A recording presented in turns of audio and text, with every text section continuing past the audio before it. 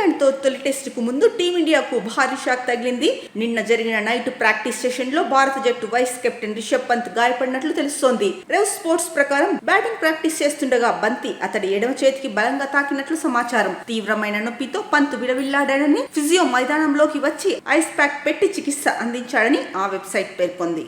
ఇక ఆ తర్వాత ఫిజియో పంత్ తన చేతికి బ్యాండేజ్ వేసినట్లు తెలుస్తోంది. అప్పటి నుంచి పంత్ ప్రాక్టీస్ కు దూరంగా ఉన్నట్లు వార్తలు వినిపిస్తున్నాయి. అయితే పంత్ గాయంపై బీసీసీఐ మాత్రం ఇప్పటి వరకు ఎటువంటి అధికారిక ప్రకటన చేయలేదు. కాగా పంత్ గాయం తీవ్రమైనది అయితే భారత్ కు నిజంగా గట్టి దెబ్బే అని చెప్పాలి. ఎందుకంటే భారత టెస్టు జట్టుల్లో పంత్ కీలక సభ్యునిగా కొనసాగుతున్నాడు. ఇప్పుడు కొత్తగా వైస్ కెప్టెన్సీ బాధ్యతలు కూడా ఈ డైనమిక్ వికెట్ కీపర్ బ్యాటర్ చేపట్టాడు. ఇక 5 టెస్టుల సిరీస్ లో భాగంగా తొలి టెస్ట్ లీడ్స్ వేదికగా జూన్ 20 నుంచి 24 వరకు జరగనుంది.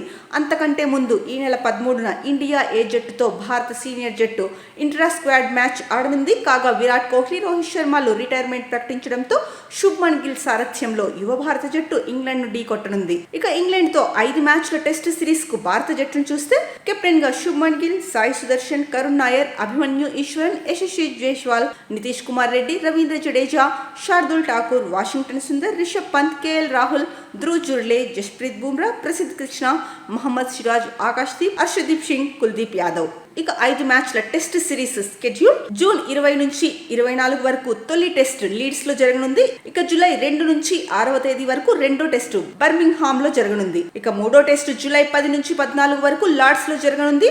జూలై 23 నుంచి 27 వరకు మాంచెస్టర్ లో 4వ టెస్ట్ జరగనుంది.